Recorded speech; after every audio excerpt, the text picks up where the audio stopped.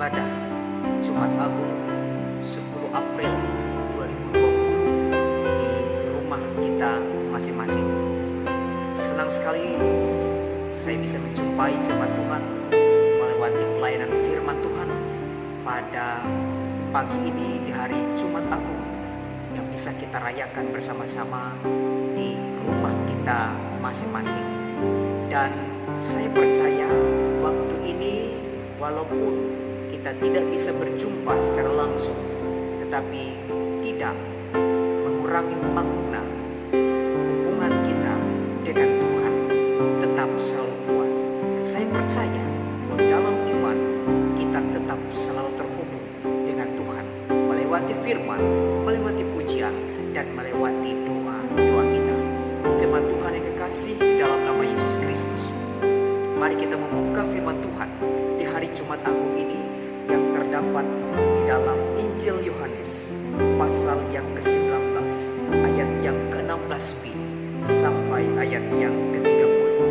Ada dua judul berikut yang diperhadapkan bagi kita pada Jumat Agung pada hari ini. Yesus disalibkan dan Yesus mati. Jemaat Tuhan yang kekasih di dalam nama Tuhan Yesus Kristus, kenapa hari ini disebut dengan hari Jumat Agung? Jumat Agung adalah di mana Yesus mati disalib. Tahukah saudara bahwa Yesus mengalami rentetan demi rentetan peristiwa yang sangat menyedihkan, sangat menyakitkan. Bahkan tak terkira kehinaan dan penganiayaan serta penyangkalan ia terima pada saat itu.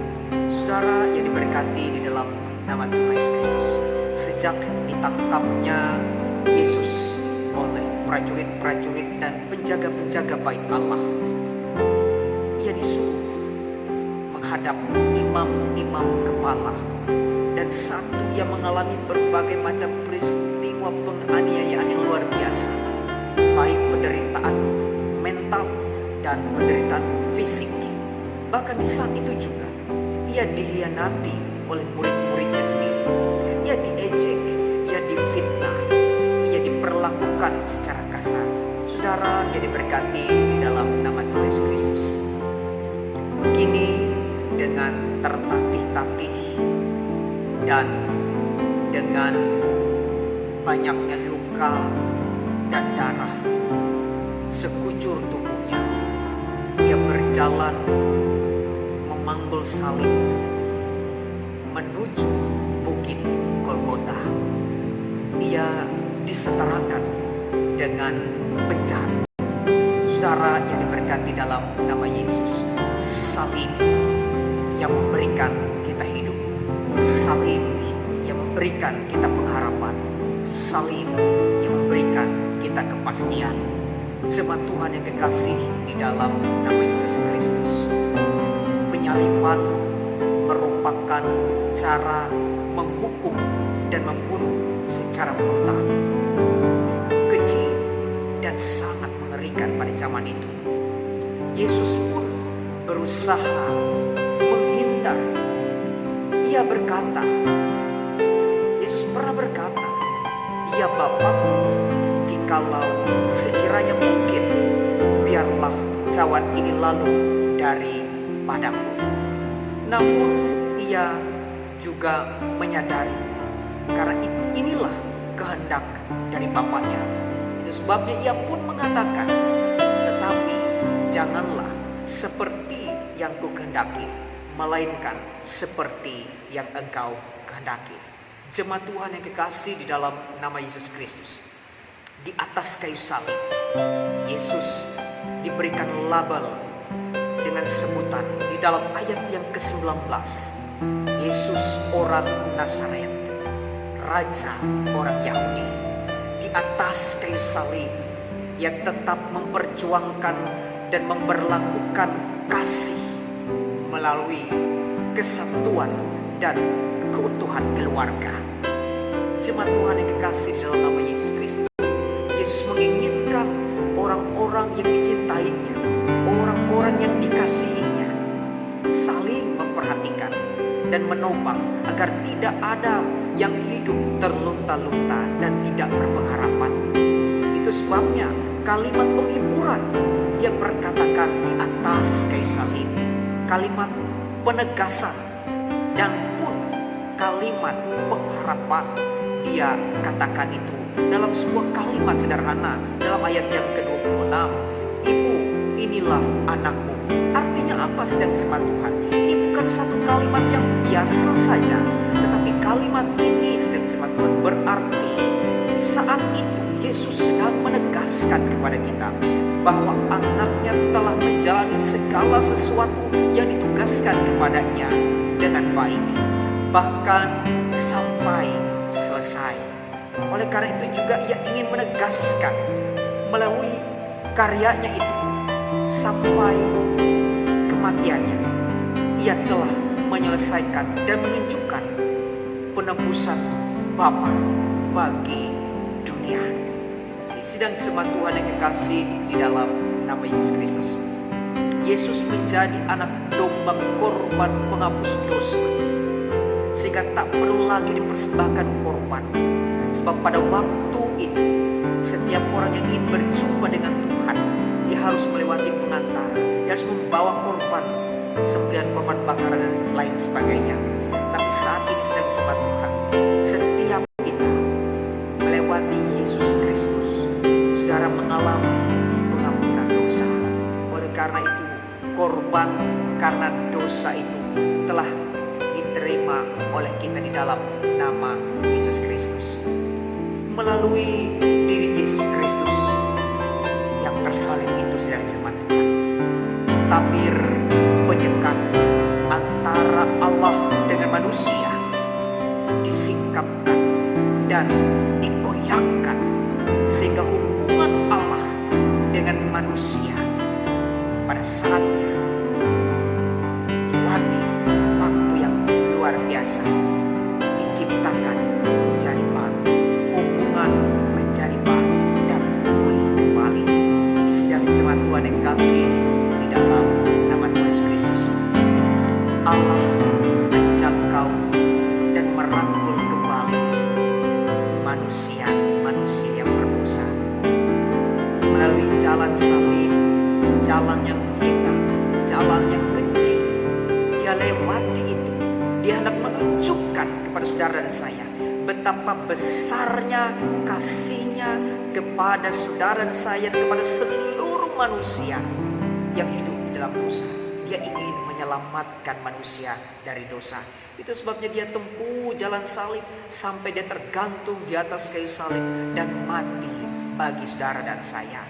Jemaat Tuhan yang kasih di dalam nama Tuhan Yesus Kristus, salib memberi kita hidup, salib memberi kita harapan, salib memberi kita kepastian. Dengan cara apa saudara jemaat Tuhan? Supaya saudara diberi hidup, diberi pengharapan dan diberi kepastian. Yang pertama saudara jemaat Tuhan, Yesus melewati dan menjalani peristiwa yang sakit, penuh derita sampai kepada penyaliban dan kematian. Untuk apa saudara? Untuk saudara dan saya mengalami pengharapan, mengalami kehidupan dan mengalami keselamatan. Oleh karena itu saudara jemaat Tuhan, seberapa besarkah penderitaan kita saat ini? Seberapa hebatkah pergumulan kita saat ini? Seperti apakah kehidupan kita saat ini di tengah berbagai macam penderitaan, di tengah berbagai macam pergumulan? Ingat saudara, Yesus melewati jalan salib, jalan yang penuh dengan penderitaan sampai dia mati di atas kayu salib, memberikan sebuah pengharapan, memberikan sebuah kepastian bagi kita.